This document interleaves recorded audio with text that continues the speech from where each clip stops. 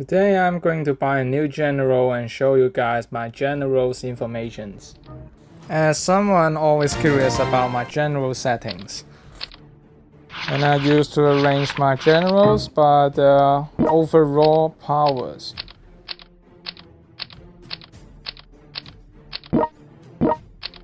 And here's the Brook.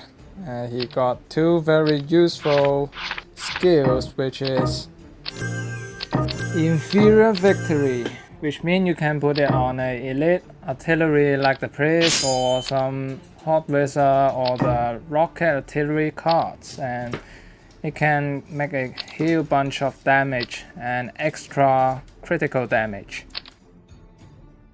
Makes it a slightly better than Cornif.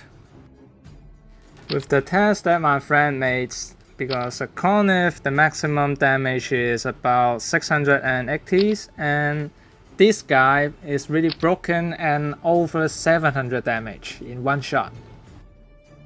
The artillery skills I want to buff is damage, and the explosive skills I wanted to support my other generals while pushing the bunker lines. And a friendly reminder that the self-healing ribbon is always better than the defense ribbon. If you do not have that much resource to upgrade your generals, so you may put rumor instead of explosive. Guderian is my highest damage general, and you can put plain fighting skills in that instead of the inspirations as to enhance its damage. And don't forget to play the biography to gain an extra buff.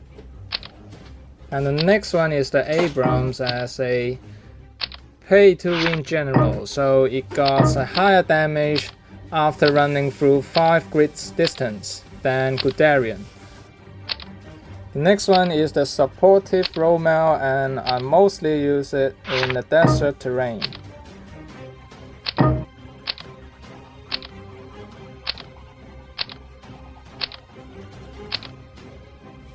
And Rosowski also act like the supportive Rommel to give like a supportive medium tank and help you push the infantry much easier.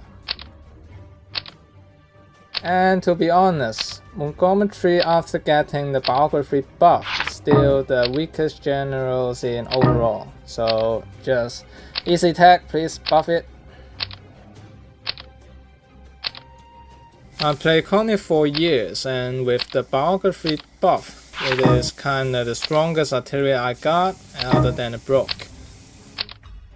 The explosive skills is pretty helpful when you face some fortress or bunkers missions.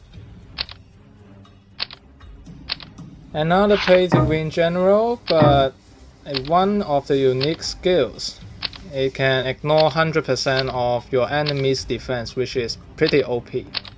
And here's the lip with the plain damage.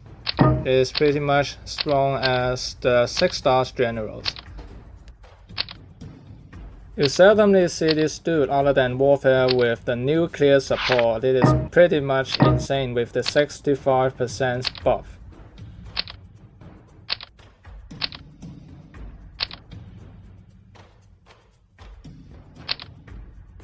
And Runestad, it better have a biography defense afterwards, so easy text, please make it and make Runestad better than Yamashita. And because Yamashita you usually see a higher damage in Hawkeye over Runestad, it is pretty strange even I put all the medals on Runestad.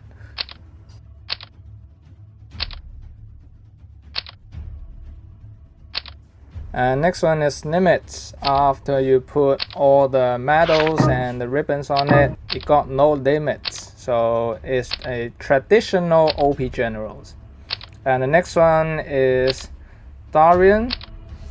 You can see the unique skills. You can buff your allies and your other generals damage, which is so useful in the Pacific front. Yamaguchi's first skills make it kinda as strong as Nimitz without the support of Darian, and it is way too useful when counter some fortresses on sea. channel is the best aviation generals without paying. So the first skills of inspection, it can kind of paralyze your enemies and let you beat it until it dies. So it's way useful.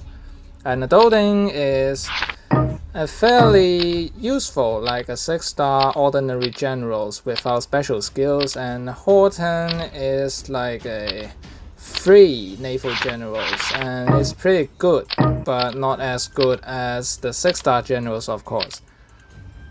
And that's the end. The last 3 I didn't upgrade them at all, and with some extra information showing you how gay the generals is and showing them your max damage of them.